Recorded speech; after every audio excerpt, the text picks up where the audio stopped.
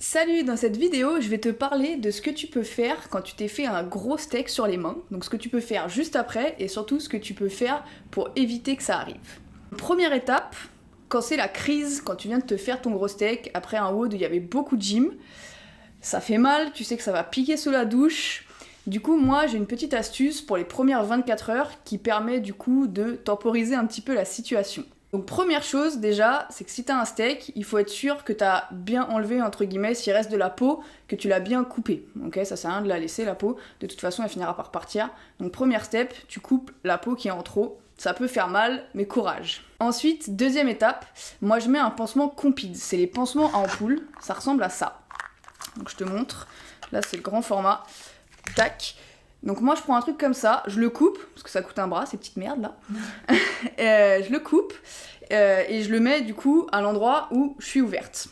Donc l'avantage du Compeed, c'est que ça résiste sous l'eau. Après, si t'as un peu peur que ça s'en aille, tu peux mettre du strap par-dessus. Moi, le Compeed, je le laisse juste pendant 24 heures. Pas plus, ça sert à rien, tu peux pas le laisser pendant 3 jours et au bout de 3 jours t'enlèves ton Compeed, ça va cicatriser. Ça va pas vraiment permettre de cicatriser, mais déjà ça va te permettre de faire un petit film protecteur là où t'es ouverte. Et quand tu vas le retirer, ça ira déjà mieux. Pour réparer la peau à 100%, une fois que t'as enlevé ton Compeed, moi je te conseille d'utiliser des crèmes cicatrisantes. Alors moi la crème que j'utilise depuis longtemps et qui fonctionne bien, c'est la Cicaplast. Alors il y en a plusieurs des Cicaplast, moi je prends le baume B5, que je trouve bien et surtout il pique pas pour les douillettes. Ça fonctionne bien. Sinon, je sais aussi qu'il existe la crème Flamigel, c'est Amandine qui m'a dit ça, donc merci Amandine. Il paraît que ça fonctionne encore mieux que le Cicaplast, puisqu'elle a testé les deux. Et voilà, grosso modo, utiliser une crème cicatrisante, donc Cicaplast, Flamigel, il existe quoi aussi Cicatril, enfin voilà, tout ce genre de crèmes un peu grasses et qui permettent de réparer la peau, qui accélèrent la réparation de la peau, ça fonctionne bien. Donc du coup, pour résumer, première 24 heures, tu mets un pansement Compeed éventuellement avec du strap, après avoir enlevé les peaux qu'il y avait autour s'il en reste.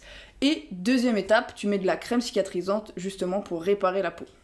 Du coup maintenant je vais te parler de ce que tu peux faire pour éviter que tes mains pètent, pour éviter que tes mains s'ouvrent.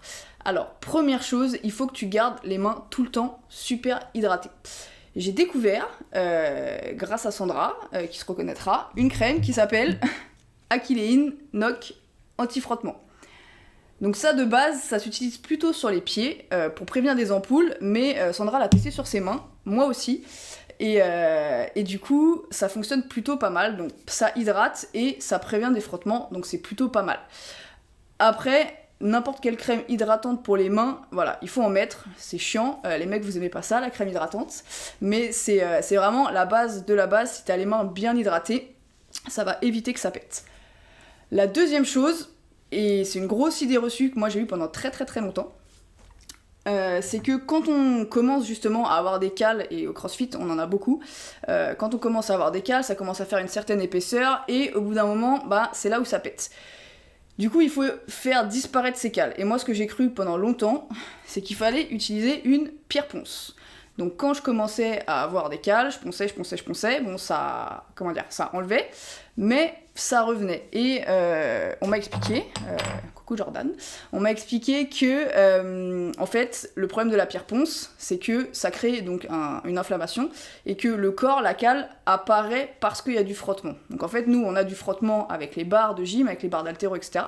Donc ça fait de la corne. Et quand on ponce, bah, on vient frotter encore plus par-dessus. Donc dans un premier temps, bah, ça fait disparaître ce qu'il y avait en trop, mais derrière, la peau surréagit et refait encore plus de cornes. Donc ce qui fait qu'on s'en sort jamais en fait. Et pour justement éviter ça et pour faire disparaître la corne sans faire de frottement, bah, ce qui est très bien, c'est les coupe-corps. Voilà, coupe-corps, petites lames, etc. Donc faites attention quand vous utilisez ça à pas aller trop en profondeur, bien sûr, il faut enlever juste le surplus. Moi j'ai la flemme, je fais ça avec une lame de rasoir, ça marche bien, enfin avec des lames de rasoir, mais voilà, il faut faire attention à pas aller trop en profondeur. Et du coup, dès que vous avez un petit peu trop de cornes, bah, vous l'enlevez comme ça avec votre coupe-corps ou votre lame de rasoir, vous enlevez le surplus, ce qui fait que déjà, bah, ça évite un petit peu les phénomènes de pincement qu'on peut avoir quand on chope les barres de gym et qu'on a trop de cornes, et en plus de ça, ça va éviter que ça pète. Voilà, bah j'espère que tout est clair, je te laisse essayer tout ça la prochaine fois que tu te pètes les mains. Si jamais t'as d'autres conseils à donner, n'hésite pas à les mettre en commentaire. Voilà, moi je vous partage ma façon de faire à moi, ce que j'ai testé, ce dont on m'a parlé, etc. Mais si t'as d'autres crèmes, d'autres petits tips justement pour protéger ses mains, n'hésite pas à les partager en commentaire, ça sera utile à ceux qui regarderont la vidéo. Voilà, ciao et à bientôt!